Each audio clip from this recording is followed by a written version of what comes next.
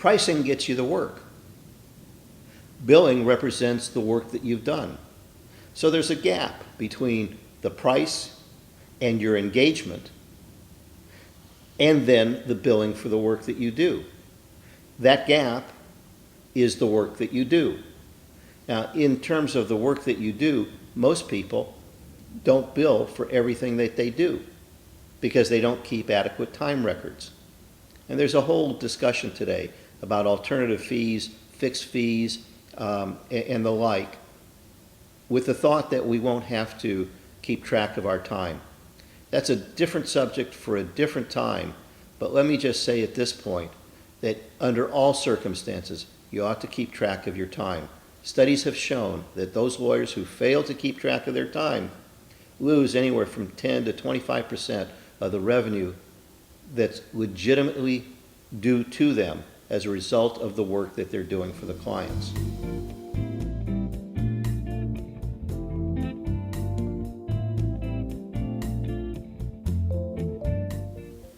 Let me put this in terms of corporate America.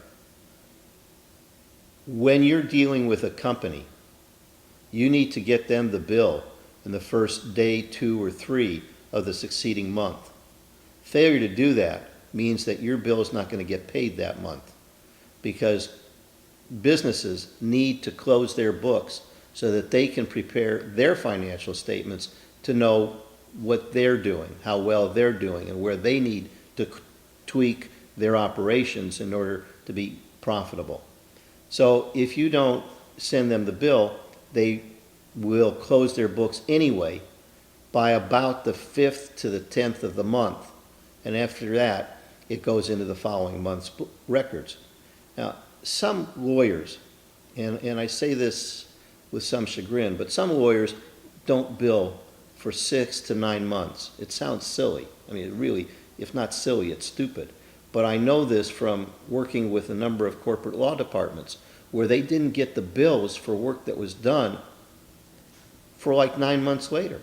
And the problem with that is that not only does it go beyond the month in which the work was done, but sometimes it goes beyond the corporate's fiscal year and then gets thrown into next year's budget.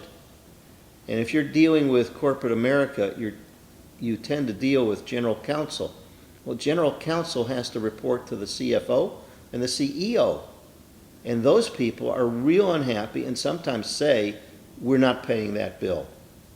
So if you want to get paid, keep track of your work, bill timely, and then collect from there.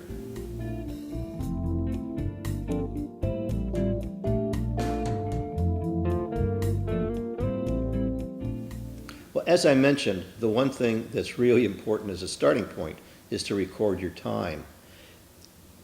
When you record your time, that then goes on to a billing statement that you send out to the client. Record what you did. Say what you did. Describe it. Clients are not bored or agitated or upset by a full description of what you did.